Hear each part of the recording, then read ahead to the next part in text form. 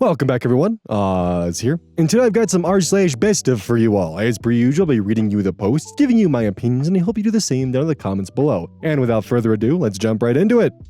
This post was collected by Iota Dark, and their tagline is, "Asks for advice, ignores advice given."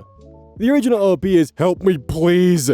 90182309 posted an r/legal advice.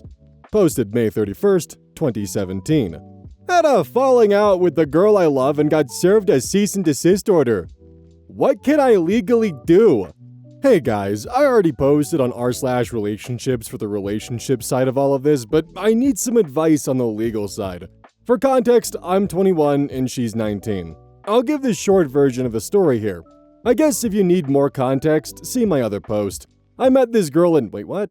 Okay, sadly, unfortunately, that post is removed, so the only context we have is this post here. I guess if you need more context, see my other now deleted post. I met this girl in January of this year at the start of the second semester at our university when we worked in one of the rec centers together. She was a freshman and I was a junior. She started college a semester late, she said because of family issues, and said she was nervous about it, so I decided to show her around a bit. We got lunch a few times during the first month on campus and I gave her tours of the campus. We hit it off immediately, and I knew I was in love instantly. Well, long story short, I asked her out, and she said no. I was heartbroken, but she agreed to still be friends. Unfortunately, I don't have evidence of this since the conversation was in person. I tried several times throughout the semester to show her what she meant to me, but she ignored me and all the thought I had put into the gifts I gave her. We had a falling out that involved me drunk calling her and her telling me to leave her alone when I tried to explain. I've spent the last month in absolute depression. I think about her every day. She blocked me on social media so I can't see her profile, but I haven't texted her since school ended. But it finally got to be too much for me. I decided I would try one more time to show her how much I love her. I knew the town she moved to school from. It's only like an hour away from me, and I have family that live nearby. We've talked about it before. So I texted her and told her I was coming to meet her. I was going to meet her at X coffee shop, and I wanted to talk about everything. Once again, she couldn't even do me the respect of replying. I checked her Instagram that night and saw that she was out partying that very night. There were pictures of her with alcohol. She is underage, and her wearing skanky clothes. She told me she hated partying. It's like she's become a totally different person. So I did freak out a little. I told her about how much I cared about how awful it was for her to just ignore me like that I was going to come to coffee shop on X day, and if she should do me the respect of coming to see me. She never replied, but I got a piece of mail today. It was a fucking cease and desist letter. She said she would seek legal avenues if I don't stop harassing her. What the fuck, Reddit? I need to know what I can do legally to talk to her and make sure she doesn't understand. I wonder if you meant does understand. I don't want to live a life knowing she hates me. From my research, a cease and desist letter isn't legally binding like a restraining order or anything, and I'm not harassing her since I don't have an intent to intimidate or hurt her, so she can't charge me with anything. Is all that true? Do I need a lawyer to respond to her letter? Thanks for all your help for reading this. Edit. Wow, everyone here is talking to me like I'm a piece of shit. Just to be clear, I have not contacted her since I got the letter. I'm trying to figure out my next direction. I can't believe a sub specifically dedicated to legal advice is getting so personal. Editor's note, the post is locked for being combative, but the overwhelming advice in the post is to abide by the letter and cease and desist. OP constantly questions what he's done that was illegal and argues in all his responses. Deleted user comments. There's no legal advice that can be given other than leave her the fuck alone. This is your first warning. You're lucky she hasn't contacted the police yet, and if you persist in trying to contact her, that will be her next step, and they will not be amused at your immature antics. OP responds, what have I done that is illegal? The same deleted user. Nothing. Yet. If you continue contacting her after receiving a very explicit and strong request to stop it, then she's legally entitled to ask the police if they think your repeated and unwelcome contact is encroaching on illegality. OP then asks to see the law that states that, and user Grasshopper1 copies the statute in the Michigan Penal Code for both stalking and harassment. OP's response, "Geez, well, with that definition, any woman could accuse a man of stalking for just trying to work out a fight. Seems stupid to me. I've not threatened, her, or done anything that should make her feel terror." User Grasshopper1 responds, "You can cease, then you can desist. Seriously, leave her the fuck alone. She clearly wants nothing to do with you." OP responds, "Wait, so it is legally binding or not?" User Taika Bra comments, "No, it is the first step in the process. She has officially told you to fuck off. If you attempt to contact her again, she can, and likely will, take you to court." Look, you don't want legal. Judgments go on public records that future employers and grad school admissions people, and who knows who else, will be able to find.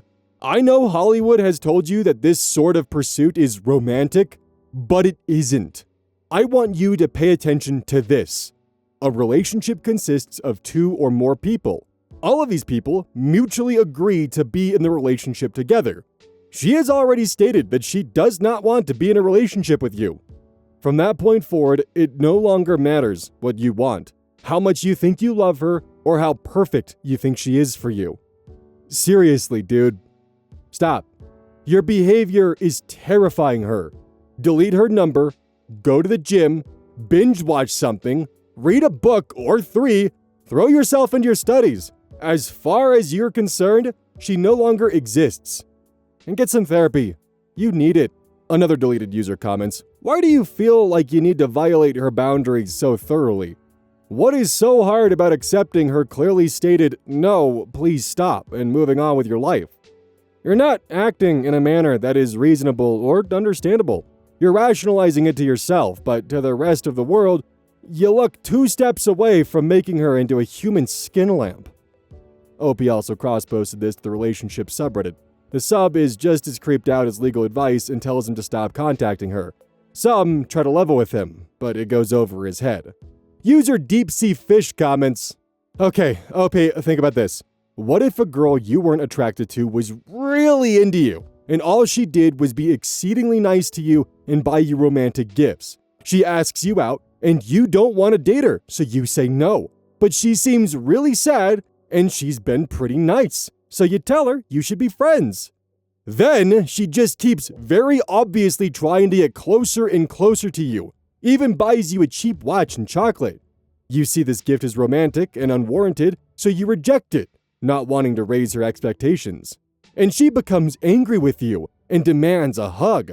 Then she leaves drunk messages on your phone about how you should date her. You don't want to date her. You've already rejected her. But she has made it clear that she won't take no for an answer.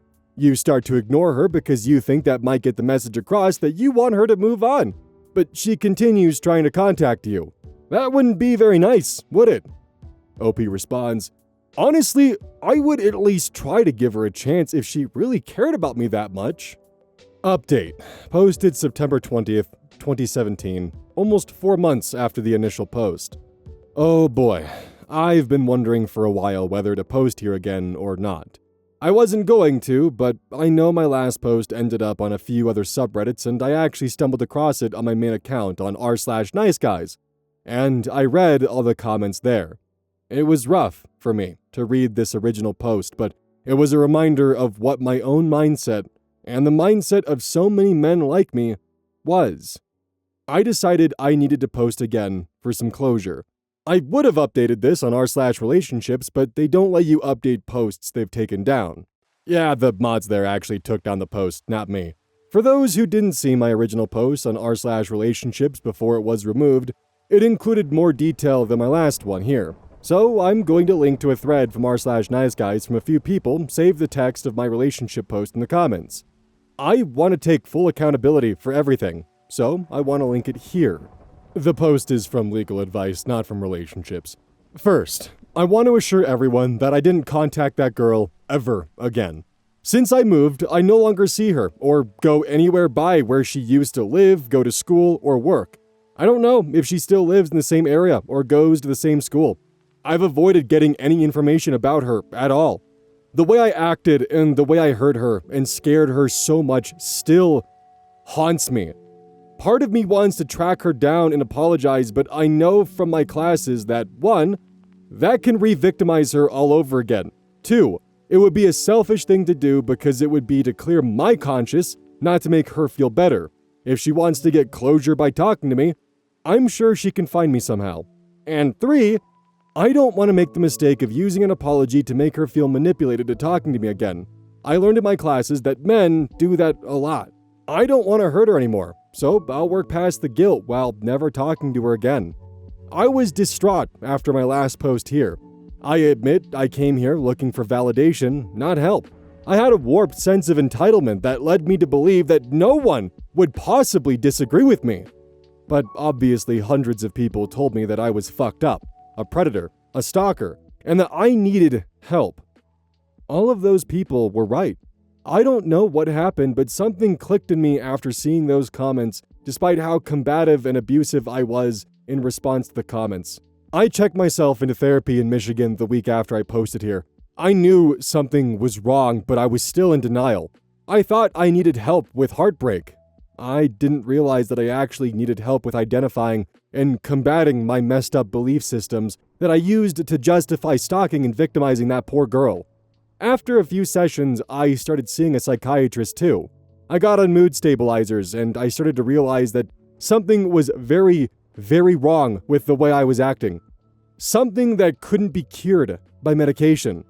After talking it over with my therapist, I decided it would be best for me to move out of state into my aunt's house.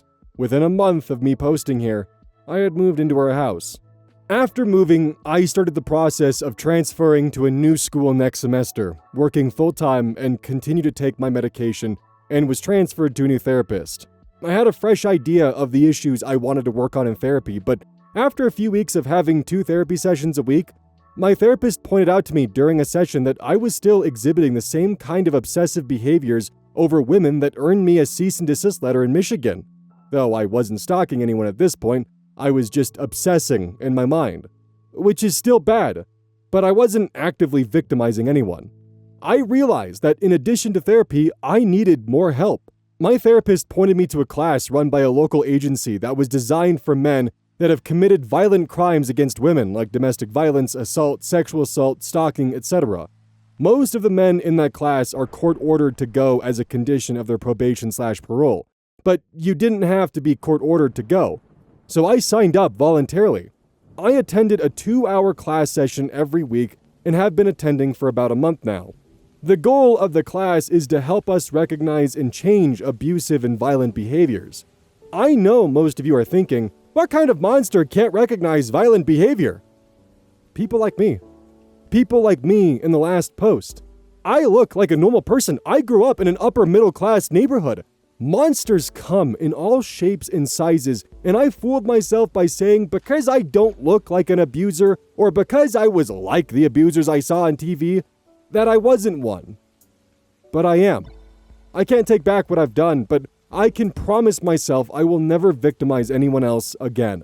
In conclusion, a lot had changed for me in 3.5 months. I want to say that I do not blame my behavior on my mental illness, or anger, or the media, or whatever. I made a conscious decision to stalk and terrorize another human being because I thought I had the right to dictate how others interact with me. The class is a year-long class and I've only been in it for a month, but I've already learned so much. I've learned from my group that abuse is always a conscious choice and a learned behavior. But I believe that since I've learned this behavior and it's voluntary, it's totally within my control to change it. I've also learned from my group about the importance of having a non-romantic support system. So I made some male and female friends at work that invite me over to play video games with them. Don't worry, Reddit. These are actual friends, and not just people I'm stalking or believe I'm in love with. I talked about this excessively with my therapist and try to be cognizant of my obsessive tendencies. Thank you to everyone who told it to me straight, and I'm sorry for how I decided to treat everyone who was just trying to give me the advice I asked for. Too long didn't read. I ceased, I desisted, And I got mental health help, thanks to everyone. Edit. Wow. Just wow. I didn't expect this response. I guess this is a top post of all time. I wanted to say things for anyone who reads this in the future. I read every single comment in the r/best of legal advice, even though I didn't reply to many. I cried a lot while reading them. I didn't post this to be gilded or to be patted on the back. I'm not sure why I did, but I don't think congrats is quite the right thing to say to me. I don't know if I deserve praise for being a normal human being with normal relationships, but thank you all for being so supportive anyway. I've had at least 10 people ask me for the name of the program I'm in. The program I'm in is specific to my area, so I'd rather not disclose the name. However, I encourage anyone who is concerned that they are controlling or abusive in their relationships with partners, family, or friends to Google batterer intervention programs in my area. I did some research today about the class I am in, and that is what these types of classes are called. They all operate a little differently based on where you live and what program you do. But we use stuff like the power and control wheel, and there are steps in my program. There is no official federal program, I don't think. I'm not healed. I have a lot of obsessive thoughts, and I have to try really, really hard to have appropriate boundaries. My meds have helped with this, but it is a behavior and thought process I need to change, and that can't be done with pills. I have a lot of mental health issues. Based on my first post. But honestly, what you saw was just the tip of the iceberg. I have never had real friends until the ones I have now. Before Jamie, I definitely engaged in stalking behaviors with both women I had crushes on and men I wanted to be friends with. It was never as bad as it was with Jamie, but I'm still sure I made people uncomfortable. I also have some self-harm behaviors I'm working out, so to the person who was worried that I would use all of the good praise to say, oh, I'm perfect now, so I can do what I want. Trust me, I know I'm fucked up, and I want to change. I want to have normal relationships and friendships. I want to not be known as that creepy kid at my new college. Please get help if you need it. Take it all from me. All people are capable of changing for the positive. While OP's self-reflection is incredible, it doesn't excuse his past behavior, and by the sounds of it, OP isn't looking for his newfound reflection to excuse that past behavior. He wants to continue to grow from it and be better. And honestly, that's extremely commendable and refreshing. Rather than digging in and thinking, no, I know what's going on, they don't. OP took a step back, realized, fuck, I don't see anything wrong with this, but so many people do. I need to figure out what's going on. And OP began their healing journey. I'm curious to know after 9 years where OP ended up, and where they are now. If they did continue to grow, if they used their retrospection and introspection to help others. What a delightful twist. This post was collected by Deleted. The original OP is deleted. This post was originally posted on r/askprofessors, and it was posted on Unrecoverable. The title starts as Professor's Perspective Appreciated. I'd like to get some professor's perspective on this situation. First, I was generally a strong student throughout my undergraduate education. Graduated with a 3.93 GPA and 6 graduate level credits in history. During my last undergraduate semester, however, I experienced housing insecurity and spent over half the semester moving every few days, not knowing if I would end up homeless. During that semester, I was taking a graduate-level history course in the area I want to study in graduate school, but because of my housing situation, I had a much later start on the paper than intended. My professor was aware of these circumstances. Additionally, I experienced depression towards the end of the semester, which significantly impaired my concentration, though it was situational and not clinical depression. I also have an anxiety disorder. Long story short, between the housing situation and depression, my paper, the one chance I had to prove I could handle graduate-level research, did not turn out as planned. There were egregious typos and mistakes in formatting and citation problems. I ended up receiving an A- on that paper.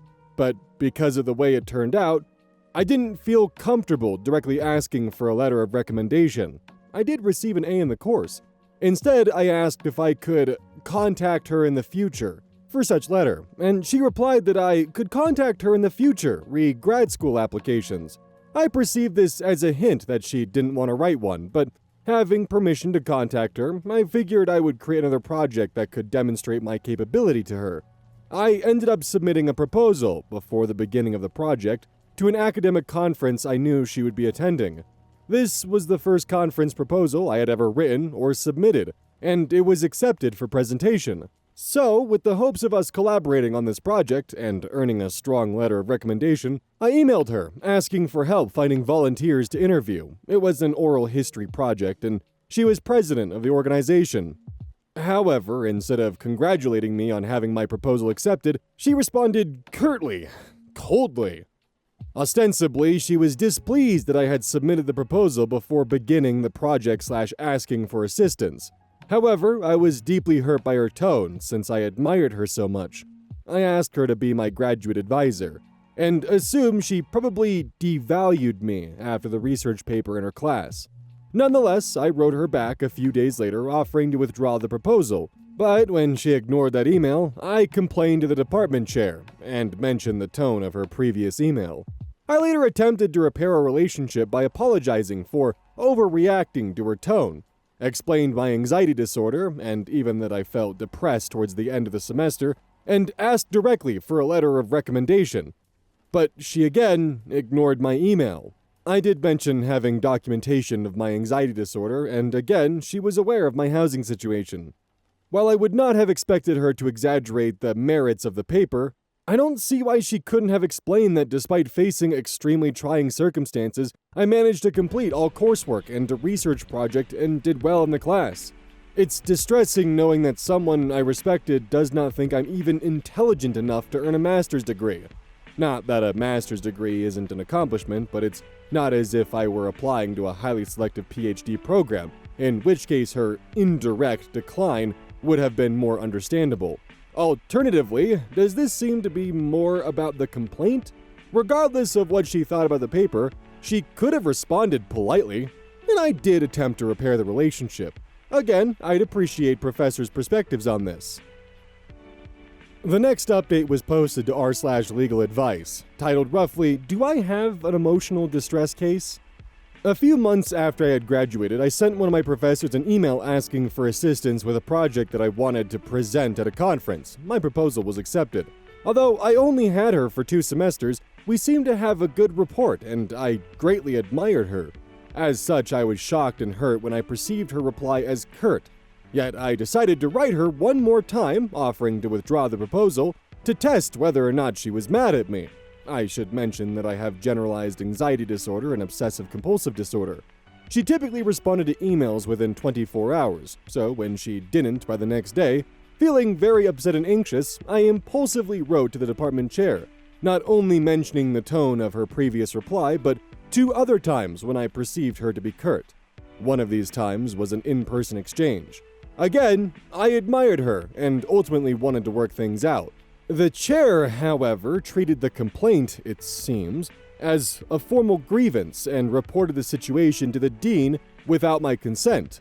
Typically, they're supposed to encourage the student and faculty member to communicate, though I had already graduated by that time. Moreover, he told me that my grievance was being formally recorded, yet didn't respond when I asked him where I could obtain these documents.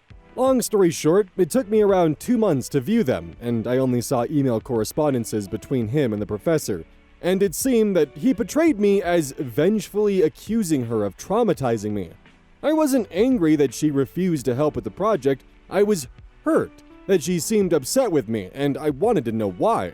Having generalized anxiety disorder, I imagined various scenarios, including the prospect that my work wasn't good enough, despite receiving an A in both her courses. Anyway, most of their conversation occurred over the phone, so I don't know precisely what he told her. At this point, I met with the dean to explain that I felt that I overreacted, and she assured me that the professor wasn't upset with me, and she seemed inclined to write me a letter of recommendation to grad school. One of the emails I was concerned about involved a tepid response when I asked if I could write her in the future, re this matter. So I decided to write the professor myself to apologize. By this time, she was a couple of weeks away from retirement. And given the dean's response, I included the letter of recommendation request. However, she again ignored my email, which sent my anxiety into overdrive. thinking that she wasn't impressed with my work after all. I experienced a lot of stress and an episode of depression during my last semester with her, and/or that she hated/resented me, etc. Nonetheless, I understood why she might have felt that way after I wrote to the chair, and I wanted her to know how my anxiety disorder affected me in this situation, my perception of her tone, writing to the chair, etc. So I contacted the Disability Resource Center and Student Affairs, hoping that someone would reach out to her. But since I was no longer a student, I was referred back to the dean, who instructed them not to respond to me. I then contacted the psychologist who diagnosed me with GAD/OCD, and she was willing to speak to the professor, but only if the professor reached out to her. Given that she didn't reply to my last email, I again contacted the chair, asking him to ask her if she'd like to speak to the psychologist and whether he knew if/why she'd been upset with me. I explained that I wasn't filing another complaint, but wanted to reconcile with her. But he ignored this email as well, so I complained to the dean, who again assured me that the professor had no ill will toward me and said she believed the chair handled the situation properly. By this time, the professor had retired, with a grievance from me to her name, and overwhelmed with guilt, I complained to the provost about the situation. I asked him if he would reach out to her, explain that I felt guilty that I could have hurt her career, etc., and he said that my case was closed from a university perspective. In between this, I complained to the president's office, and they again referred me back to the dean, who said the case was closed. So, I then contacted their general counsel's office hoping to amicably resolve the situation, but they too shut down the case. Finally, I complained to ombudsman at the Board of Regents, who referred the case to the provost, who again told me the case was closed. So, would I have an emotional distress case with the university for how they handled the situation? I only wanted the opportunity to reconcile with the professor, or at least for her to understand how my mental health affected me, etc. Instead, I have experienced months of guilt, and my anxiety and OCD symptoms have been exacerbated to the point of impairing my productivity.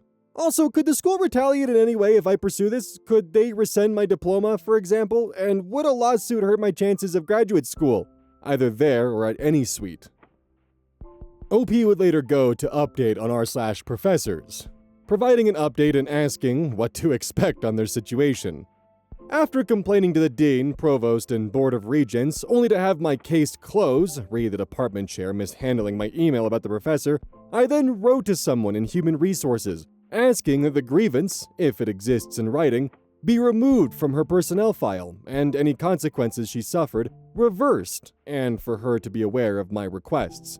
This was almost 2 weeks ago, and when I didn't hear back from them after a while, I assumed they had been instructed to ignore me. Soon thereafter, I called the local newspaper's higher education reporter and explained what happened, and how it seems too easy to file a grievance against a faculty member at that university, which could reflect dysfunctional departments, administration, etc. The reporters said they had contacted the school and would get back to me. This morning, they said that they hadn't heard back from them yet, but I later received an email from Human Resources saying that while faculty's personnel files are confidential, they want to assure me that the information I offered was accepted. So, does this sound like they're granting my request? And if so, would they call a retired faculty member to inform them that a grievance was reversed? If they do, what should I expect from her, the professor? Would it be wrong of her not to at least email me saying that she appreciates my efforts? How would you react in such a situation? I'm now worried that after all my efforts, maybe she doesn't even care one way or another. I've gone to great lengths to reverse this situation, and in the process have not only embarrassed myself but sacrificed my own credibility, and possibly demolished my chances at attending grad school at this school. If she's who I thought she was, or perhaps hoped she was, all of this was worth it. Yet it will be disheartening to go through all this trouble, only for it not to be appreciated. Again, I just want to know what to expect. Maybe they won't even tell her, but I'll think they have, and jump to negative conclusions again, etc. After this fiasco, OP decides it would be a great idea to try and befriend her former professor. Posted to r/askprofessors, friendships with undergrads. First, for those following my saga, I understand that going to the chair ruined my relationship with my professor, However, I'm trying to figure out the likelihood of her having kept in touch with me had that not happened. I only had her for 2 semesters, and one of them was a short 5-week course, so we didn't exactly know each other well, though all relationships have a beginning. Next, there's the fact that I submitted a poor/sloppy research paper. Would a professor want to stay in touch with a student after that? Again, excluding the grievance? Based on other replies, it seems as though friendships typically don't form between professors and students at the undergrad level. However, I'm assuming that applies more to the average or below average undergrad student, and exceptions are made for the best and brightest. There's also the fact that she's retiring. I found out she hadn't actually retired yet, and may not have felt comfortable giving me her personal email or phone number, etc. So, does this make sense? She probably, even under the best circumstance, wasn't going to stay in touch with me? Also, would the quality of my paper likely have made a difference had it not been for the grievance? Even in a more general sense, do friendships ever form between undergrad students and professor? OP has also decided that she wants to be a professor in the same department as her former professor. She posted this in both r/Ask Academia and r/Grad Admissions, but only the former has been saved. Last year, I replied to a master's program at my alma mater, history, but was rejected on the ground that they didn't have the faculty resources to enable me to pursue my research interests. I suspect this is because I adamantly insisted on having a specific advisor that was retiring the next year. Although, as I explained in previous posts, our relationship subsequently soured. Even if that hadn't happened, however, I couldn't and still can't see myself working with anyone else. I think being there would be a depressing and painful reminder of her. Additionally, I'm currently in conflict with the department chair. As I stated in my last post, I reported him to the dean, accusing him of negligence in handling the situation with the professor and costing me my relationship with her. The situation has escalated quite far, and pretty much all levels of administration are aware of it. In addition to that, I had another interpersonal conflict with another professor in that department.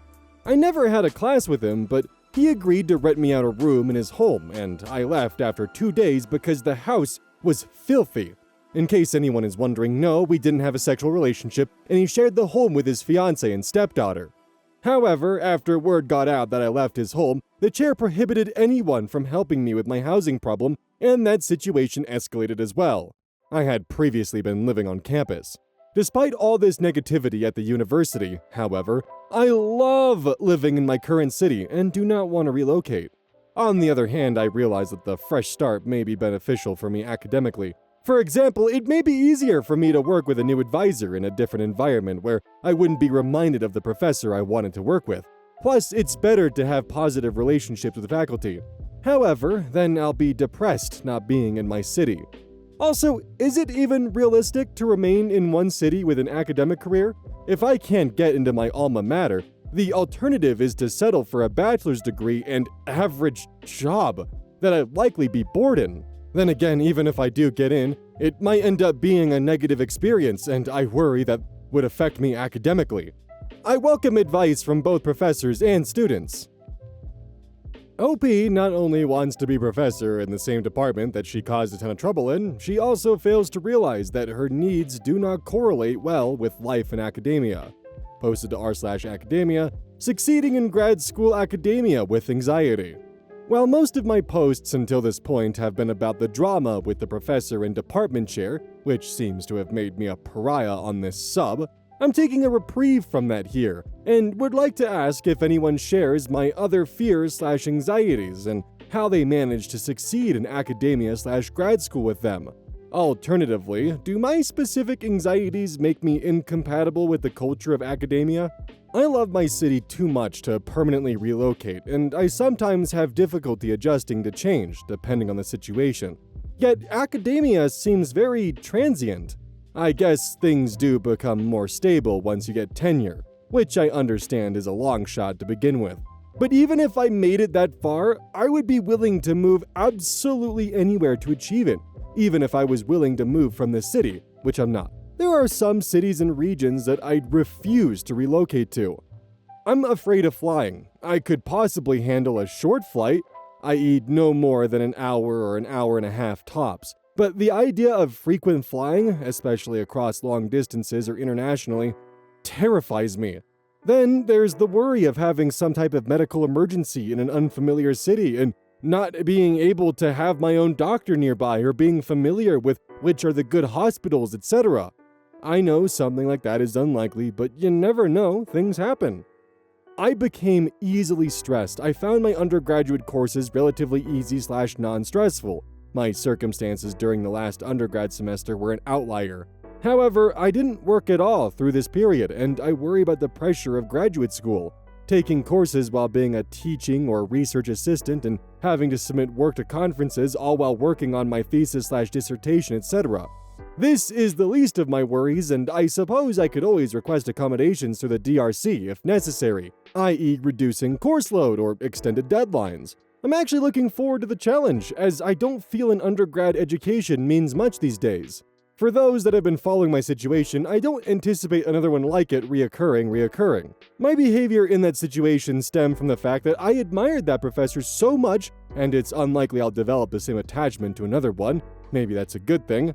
The more I care about a person, the more anxious I become about the relationship, in any type of relationship. Normally, I would not have acted as I did. So, aside from that situation, does it sound like I could still thrive in academia? Maybe once I get to the point of being ready to work with another professor? If anyone here has an anxiety disorder, did you have any of my same fears, and how did you manage them? This is the point where OP begins to get really creepy. Posted to r/limerence, titled Odd Limerence. Limerence is an involuntary state of intense romantic obsession. This is probably going to sound like a troll post, but it's not. I developed a peculiar limerent attachment to a professor who taught me a total of 2 semesters, one of them being a short summer semester. I'm a straight female in my late 30s, and this professor is a woman 30 years my senior. My limerence, however, started before I even had a course with her. I first learned of her after pursuing the department's faculty director. Long story short, I was instantly drawn to her photo. Not in a sexual way, but I can usually tell immediately, even just by a photo, if I'm going to like someone. Likewise, I was equally as intrigued by the title of a book she had written, listed on her faculty bio. Once I read it, I felt compelled to take a course with her. This was the most enlightening course I had ever taken, and I excelled in it. Later in the semester, I had asked her to be in her graduate-level course, and she enthusiastically approved. Instructor approval is required for undergrads taking graduate-level courses. This course included a research component, which I looked forward to, but I ended up spending half the semester on the brink of homelessness, moving every few days, which gave me a late start on it. She knew about my housing situation and was very empathetic, even networking with her colleagues to help me. Later in the semester, I had asked her to be my graduate advisor. By this time, I was completely obsessed with her. Thus, when she informed me that she was in the process of retiring and not accepting new students, I became despondent, not in front of her. However, I was still able to do well on quizzes and exams, but my motivation had plummeted and I had difficulty focusing on the research paper. As the due date approached, however, I regained some of my ambition, deciding that I couldn't let my grade fall, and tried to cram months of research into about a week. Additionally, the depression made it difficult for me to focus, and the paper turned out sloppy. While I had ended up receiving an A- on it, likely out of mercy, I knew this wasn't graduate-level work and worried that she must have perceived me as stupid or lazy. So, in an attempt to demonstrate that I could produce better work and have a reason to interact with her, I decided to submit a proposal to a conference I knew she was attending. I had no experience in this area, but my abstract was somehow accepted. I then emailed her asking for assistance with finding volunteers. The project involved interviewing college students, and was devastated when I perceived the reply as curt. If taken at face value, she may have been a little upset that I had submitted the abstract before beginning the project, and wanted to convey that I was in over my head. My anxiety, however, began escalating, and I decided to write her again a few days later, offering to withdraw my proposal, but still asking for her assistance with finding volunteers. I was completely out of my mind by this point and just wanted reassurance that she wasn't upset with me. When she didn't respond to this email after 24 hours, she normally responded quickly to emails, I impulsively wrote to the department chair complaining about her lack of responses, the curt tone of her previous response, and other times where I perceived subtle fluctuations in her mood/tone. I later apologized and tried to rescind the grievance, but it's clear that she wants nothing to do with me now. Although I'm devastated that our relationship has soured, I realize this relationship probably never existed outside of my mind. I was hoping that we would have stayed in touch after her retirement, but in retrospect, she probably wouldn't have wanted to stay in touch with a student she barely knew. Still, I sometimes can't help but think that she might have liked this, had my paper turned out better, and I had not reported her to the chair. So I'd appreciate outside perspective on this. Does it sound like the potential relationship, by which I mean just staying in touch and maybe visiting each other once every so often, was lost, or that there was never any possibility of it? Additionally, this is hurting my future because I feel it'll be painful to work with another advisor if I'm admitted into a graduate program. So I'm looking for advice on how to lessen this obsession. Also, can limerence be non-sexual? This is more of an emotional than sexual attraction, but it's intense nonetheless. Has anyone experienced anything similar? Again, I know it's odd given our age difference and the fact that she's not even the gender I'm normally attracted to. OP posted next on r/sexuality, fine line between love and admiration. I'm a female and have always felt and identified as straight, i.e. being sexually attracted to men. However, last year I developed an intense emotional infatuation for a woman. This is probably going to sound trollish, but she was my professor. At first, I thought I just admired her, professionally, as a person. However, I'm realizing that what I felt/feel is too intense to be completely professional. She's also 30 years older than me, which makes this even more confusing for me. I'm a 37-year-old female and she's 68. Albeit looked younger than her age. It's almost 3 a.m. here, and I'm too tired to retype all the details, so I'm sharing the link to another post where I describe the situation. In short, I was madly infatuated with this woman, and had a mental breakdown when I learned she was retiring and couldn't be my graduate advisor. I want to apply to graduate school but still can't see myself working with anyone else. And she's always in my thoughts, etc. I should mention that I also have OCD. I've never felt sexually attracted to women, but if she would have initiated anything physical, she's gay by the way, I would have been open-minded enough to try, but only with her, and I guess it would have depended on what. However, I wasn't seeking a sexual relationship with her. What I wanted most was for her to be my advisor. I wanted the frequent contact, deep discussions, emotional intimacy, etc. I never would have crossed any professional boundaries. My question isn't so much about my sexuality, but what this was I felt for her specifically. Does it seem like I just admired her as a mentor? I said that I would have been open to sexual experimentation with her if she initiated it, but maybe it's because I didn't want to disappoint her in any way, like with a parental figure. Also, could I have projected my love of her course material onto her? Or does it seem like there was a sexual element to this after all? Maybe some combination of all of these?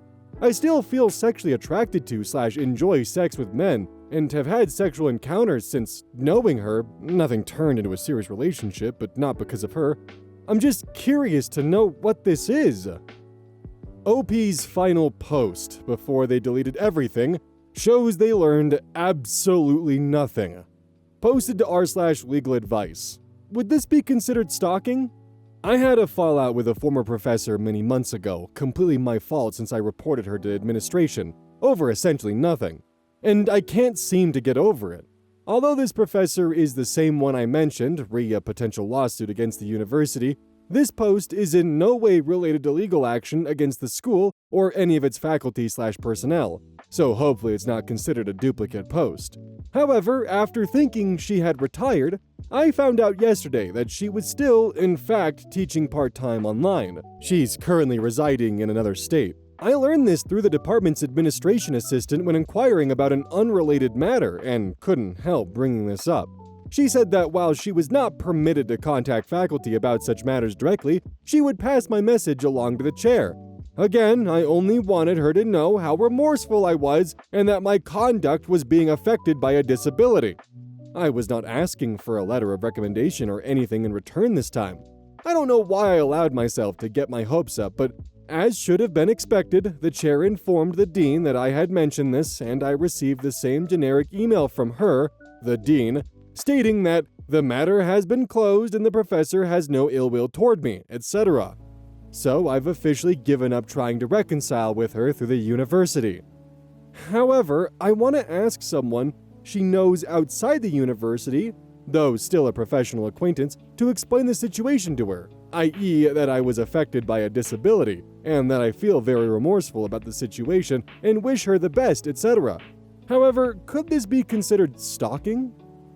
Final editor's note. I place this as inconclusive because OP deleted their account, and there was never a particular conclusion to the entire saga. There are still a lot of loose ends that we never saw get tied up. I feel bad for the professor. As someone who works in higher education myself, the thought of this happening to me is horrifying. As for me, I can't believe the administration gave her that information at the end there, unless they just told her that she moved states in hopes that she would stop pursuing this. Look, okay, I understand having anxiety or OCD, but you can't use it to excuse this kind of behavior. The moment that you clock that you're becoming obsessive like this, like in the first update, where you kept saying, I have anxiety and this is going on and X, Y, and Z, you probably should have reached out to your psychiatrist or someone and explained what was going on in hopes of either having your medication adjusted or something. Because you can't have this kind of behavior and keep telling yourself, but it's fine because I have anxiety, and if I just explain to them that I have anxiety, this will make everything better. Instead, all they're going to think is that, well, you have anxiety, so this behavior isn't going to stop, and all you've done is proven that if you're not placated, well, you're just going to continue this over and over and over again, with no end. The biggest saving grace that we know of is that OP kept this exclusively to email communications and didn't just show up. However, there is a part of me that wonders if the reason why OP deleted their account is because this is a horrific amount of evidence, and perhaps they did do something that made them explore getting legal involved. I do sincerely hope that OP is doing better, but my fears around this are, well, not looking good. Because it looks like that she drove away any kind of support system that she could have had. No mentions of friends or family or anyone that she could have confided in or gotten additional help from. And while they did go to Reddit for advice, they didn't adhere to that advice, just simply, oh, well, I guess I'm just seen as a pariah, and never actually speaking with their doctor or psychiatrist or someone who can help them to stop tormenting this poor professor who just gave her an A- and probably is really looking forward to retirement and being done with this kind of behavior from students. Just yikes. So, we ended up with kind of two exact opposite stories, similar starts, but very, very different endings. One that ends on a bit of a cliffhanger because what the hell happened, and the other one with some pretty good self-reflection. On another note, I just realized that the Vault channel has over 90,000 subscribers, which was something that I somehow failed to fundamentally realize, that we're almost at 92. And for some reason, for like the past, I guess, year or so, it's like, oh yeah, the Vault channel with like its 50,000 subscribers. Not realizing that we are knocking on the door of 100K real goddamn soon. Hopefully, maybe it'd be cool if it was by the end of the year. We'll see though. But of course, as usual, don't forget to use code OZ with GamerSups. That'd be really cool. You can get yourself some caffeine-free, sleep aid, hydration aid stuff, and code OZ gives you 10% off. It's hella worth it. Big fan of it. No guys, I actually promise, I really do use this product even though that it's a sponsor on YouTube. I really do use it. We're getting on too many layers of irony right now, because in the process of trying to be ironic with all the YouTubers that don't actually use their sponsors, I've just made it sound like I don't use my sponsor. And I actually do. How many layers of irony are you on? I don't know, like 7, dude? You are like a baby to me. Watch this.